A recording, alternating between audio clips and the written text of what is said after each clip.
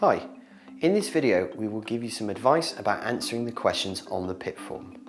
Here you will have the opportunity to explain how you are affected on a daily basis by your conditions. We begin with an example daily living question. You can apply this approach to all questions about your day-to-day activities of daily living. We will follow this up with a mobility example. Preparing and cooking food. This question is about how you make a simple meal for yourself, including heating food on a hob or in a microwave. This task is carried out at waist height, so difficulty bending is not taken into account.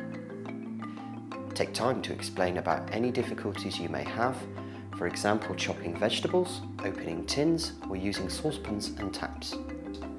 Tell them if you undercook or burn food, burn or scald yourself, or need help with numbers or reading recipes. Remember, it's important to include help you need but don't get. Moving around. This question is about standing safely with no help and walking safely with no help and without resting.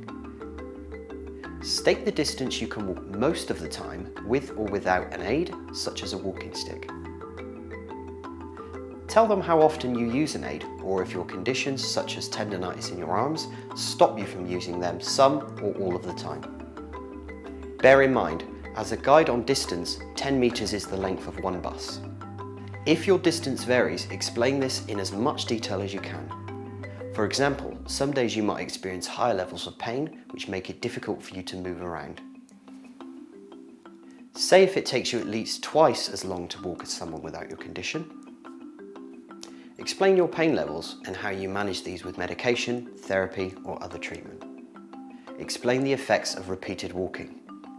If you have good and bad days, explain this, including how often you have these over a week or longer.